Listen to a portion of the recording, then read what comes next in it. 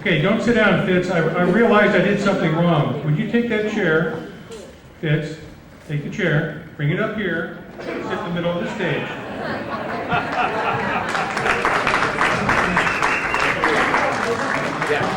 Up you go. Come on. We know you're shy. So now we can turn off the slideshow and we can look at Fitz. Look at that good-looking woman jump up and turn the slideshow off. Thank you, dear. His wife. You warned me. Right there. Yep, hold it up. There we go. There, now that we have the lights back up when we get a chance, we want to get a good look at him. He's been hiding down there. And we get a good picture of his reaction as the rest of these fine folks come up here. Now, in 1964, after volunteering for several years, Fitz wanted to leave the post office and start a new career. He wanted to be an insurance salesman. Now, just imagine him knocking on your door, selling you life insurance. Fortunately, Father Martin offered him a full-time job as an athletic director and a team coach. This way, Fitz could attend school in the mornings, and coach in the afternoon and the evening. So he took good advantage of that. This supported all his coaching and also helped him earn a full-time salary still. Now, during the 12 years that Fitz served as a full-time athletic director and coach, the St. Joseph sports teams were the ones you had to beat if you wanted to be competitive in the CYO athletic teams. I don't know, Mr. Russell, I'm sure you remember having to play against him at times. And is Mr. Seymour here? I don't know if I saw him or not. At one of the athletic banquets at St. Hedwig, Andy Seymour, who was one of the coaches over there and coached my daughter, he said, yeah, I remember it was a lot tougher in the old days. You had to beat St. Joseph's to get anywhere. It was always Bob Fitzpatrick and his St. Joseph's Knights were the team you had to beat. So the whole school was his recruiting team. He was there full time, and for most of those years, there was something like 900 to 1,000 kids in school. I know when I started here in 1964, I had to wait 6 months because there was already 63 kids in my class. There was 2 classrooms of 63. My classroom was run by Mrs. Eisert, who was about this big, and the other classroom was run by a nun that was about this big, but wore a habit that was about that big. So the nuns were able to wrangle all us boys, and one of the reasons they depended on Fitz is because he would wear us out at recess and after school. So since we were blessed with this great facility, he took the opportunity to invite the other schools to come over here for tournaments. And this is significant in that many of the other schools had to play on the blacktop, or they had to go to the local park. They didn't have a nice big field. So even though this was an extra load for Fitz, he goes, we can bring guys in here and beat them here. I get the home field advantage, and I get to control the schedule, so I don't have to worry about the guys screwing up the schedule.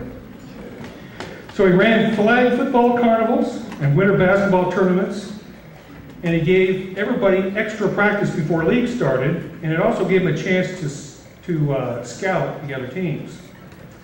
Now I got a letter here that was sent to Don Klosterman from a guy named Joseph Gutierrez.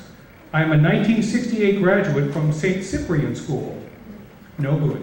That's all right.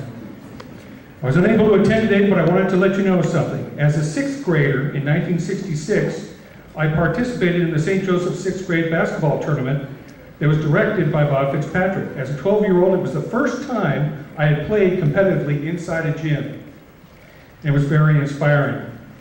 We were fortunate to have won that tournament, and my class team trophy is still brought out at reunions. Coach Fitzpatrick's teams were well coached at all levels, especially at a typical elementary school level. They caused not only our school, but the remaining schools in Long Beach to raise the bar where we had to play at a higher level in order to compete with the Knights of St. Joseph. This is from a kid from Cyprian. How much did you pay for this? Bob also conducted an annual flag football carnival at the beginning of each season and made the field available for the CYO playoffs for teams from Long Beach, Lakewood, Wilmington, and San Pedro. I am grateful that we were able to play on this field. Those memories we'll never forget. On behalf of the St. Cyprian community, I would like to say thank you, Bob, for everything you've done, but especially for who you are. So let's thank the folks from St. Cyprian. Huh? Yeah.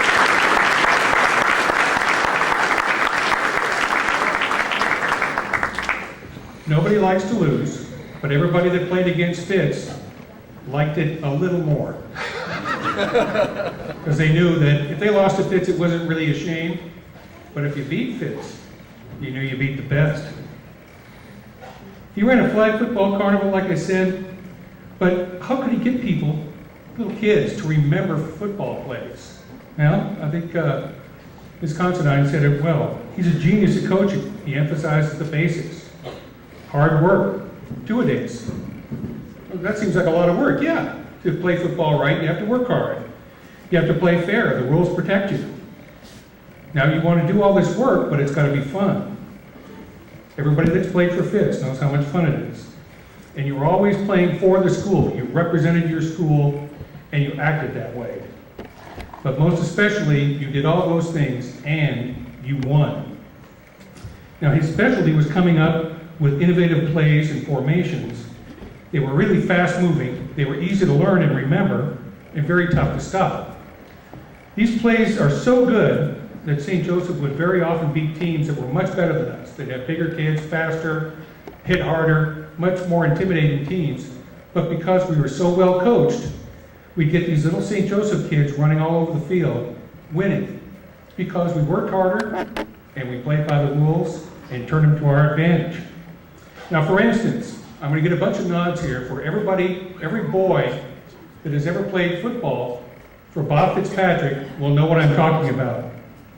A CORA trap hitch that's named after a nun. How do you scare boys into remembering something? You use the nuns, for God's sake.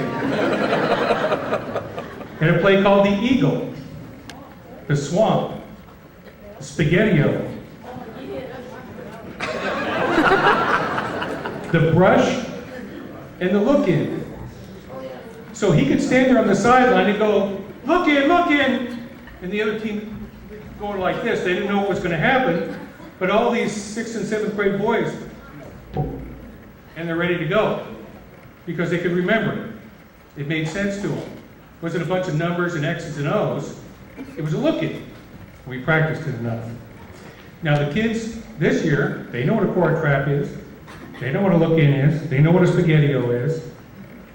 And everybody that ever went to college and played in intramurals, and you had Joseph kids on the team, you would run CORA traps. You'd run look-ins. Because you had your fraternity brothers or somebody like that, you only had 3 or 4 weeks to learn plays.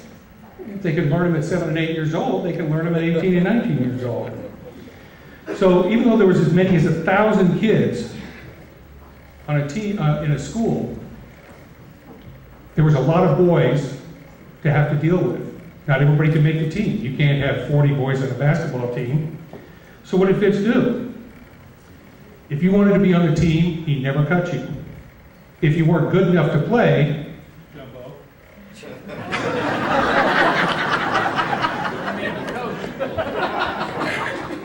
That's right, those who can't do teach, but he did both. No, he made us managers. You wanted to support the team? Great. Somebody had to set up the field. Somebody had to hand out ice cream after practice. Somebody had to collect the equipment. Somebody had to keep score. Somebody had to be timekeepers. And he paid us in hot dogs and ice cream. But this way we could run 35 games on a holiday weekend of basketball. And everybody got a chance to play in the gym. So if you wanted to be on the team, you wanted to represent your school, Bob Fitzpatrick never cut you.